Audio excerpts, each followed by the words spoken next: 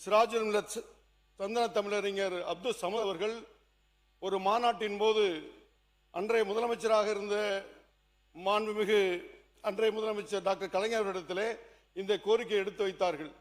இந்த கோரிக்கையை நிறைவு செய்து அன்றைய முதலமைச்சர் அவர்கள் சட்டமன்றத்தில் உரையாற்றும் போது கூட இந்த கோரிக்கையை நிறைவேற்றும் போது பார்ப்பதற்கு முஸ்லிம் லீக் தலைவர் அப்துல் சமத் அவர்கள் இங்கே இல்லையே என்ற ஆதங்கத்தை அவர்கள் வெளிப்படுத்தினார்கள். அதோடு மாத்திரமல்ல, இந்த 3.5% இடஒதுக்கீடு கிடைக்க காரணமாக இருந்தது கடந்த ஒரு சில மாதங்களுக்கு முன்பு சிராஜுல் மில்லத்தினுடைய நூற்றாண்டு விழாவிலே பேசிய முன்னாள் அமைச்சர் ஏவா வேலு அவர்கள் தொடர்ச்சியாக முஸ்லிம் லீக் தலைவர்கள் எங்கள் தலைவரை சந்தித்து இந்த இடஒதுக்கீடு கேட்டதன் அடிப்படையில் தான் இந்த இடஒதுக்கீடு வழங்கப்பட்டது என்பதை அந்த மாநாட்டிலும் அவர்கள் தந்தார்கள் என்பது நம்முடைய முஸ்லிம் லீக்கில் ஒட்டுமொத்த சமுதாயத்துடைய கோரிக்கை.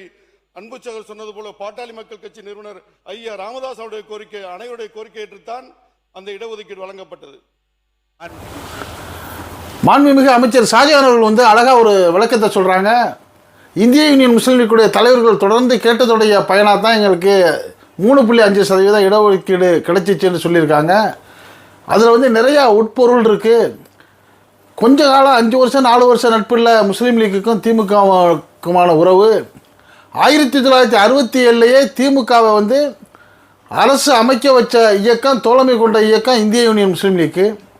கிட்டத்தட்ட 60 வருஷம் திமுகவோட நட்பாக இருந்து திமுகவுடைய வெற்றிக்கு தொடர்ந்து பாடுபட்டு வந்த இயக்கம் தான் இந்திய யூனியன் முஸ்லீம் லீக்கு. இந்த 60 வருட காலத்தில் எத்தனையோ தலைவர்கள், அப்துல் சமத் அவர்கள், அப்துல் லத்தீப் அவர்கள், குலாம் முகமது பனாத்வாலா அவர்கள், இப்படி எல்லா தலைவர்களும் முஸ்லீம்களுக்கு தமிழ்நாட்டில் இடஒதுக்கீடு வேணும் வேணும் வேணும்னு பல முறை கோரிக்கை வச்சாங்க. அப்படி கோரிக்கை வச்சதுடைய தொடர்ச்சி தான் ஒரு காலகட்டத்தில் மாண்புமிகு டாக்டர் கலைஞர் அவர்கள் அந்த 3.5% இடஒதுக்கீட்டை இஸ்லாமியர்களுக்கு கொடுத்தாங்க. அது ஆனால் நியாயமாக கிடைக்க வேண்டிய இடஒதுக்கீடு, பெரிய விசேஷமான சலுகையாக இல்லை. ஆனால் செய்து கொடுத்ததுக்கு நம்ம அவருக்கு நன்றி தான் சொல்லணும். ஆனால் இந்த இடஒதுக்கீடை 4 வருஷம் 5 வருஷம் திமுகவுல கூட்டணியாக இருந்த சில அமைப்புகள்லாம் எங்களால் தான் வந்துச்சு, நாங்கள் சொன்ன வந்துச்சுங்கிறாங்க. அவங்க சொன்னதும் உண்மை தான் இல்லைங்களே. அதே போல் பாட்டாளி மக்கள் கட்சி, காங்கிரஸ், எல்லா கட்சியிலையும் உள்ளவங்களும் அந்த முஸ்லீம்களுக்கு இடஒதுக்கீடு வேணுங்கிற கோரிக்கையை வச்சாங்க. நம்ம எல்லாருக்குமே நன்றி சொல்கிறோம். ஆனால் இதில் அதிகப்படியான ஒரு உரிமை எடுத்துக்க வேண்டிய இயக்கம் எதுன்னா இந்திய யூனியன் முஸ்லீம் லீக் மட்டும்தான். அதுக்கு தான் ஒரு சின்ன விளக்கத்தை சொல்கிறோம்.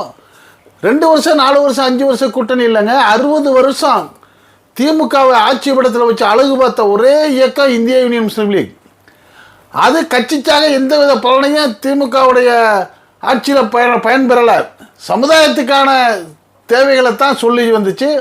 அப்படி தொடர்ந்து சமுதாய தலைவர்கள் வலியுறுத்தி வந்த அந்த இடஒதுக்கீடை தான் ஒரு காலகட்டத்தில் மாண்புமிகு முன்னாள் முதலமைச்சர் அவர்கள், அப்போது இருந்த முதலமைச்சர் டாக்டர் கலைஞர் அவர்கள் கொடுத்தாங்க.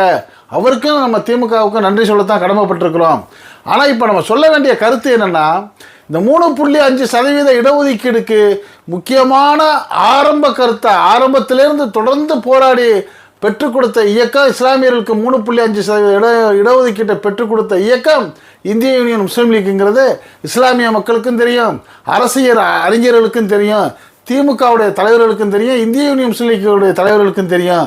இது ஒட்டுமொத்த சமுதாயத்துக்கும் தெரிகிற அளவுக்கு இன்றைக்கி சட்டமன்றத்தில் பேசிய நம்முடைய மாண்புமிகு சிறுபான்மை நலத்துறை அமைச்சர் பாபநாசம் சட்டமன்ற தொகுதியுடைய உறுப்பினருமாக இருக்கக்கூடிய மரியாதைக்குரிய ஆடுதுறை ஷாஜகான் அவர்களுக்கு நம்ம நன்றியும் வாழ்த்துக்களையும் தெரிவித்துக் கொள்கிறோம். இது போன்ற செய்திகள் நிறையா நம்ம அந்த அரசியல் சேனலில் உள்ளது உள்ளபடி வரும்.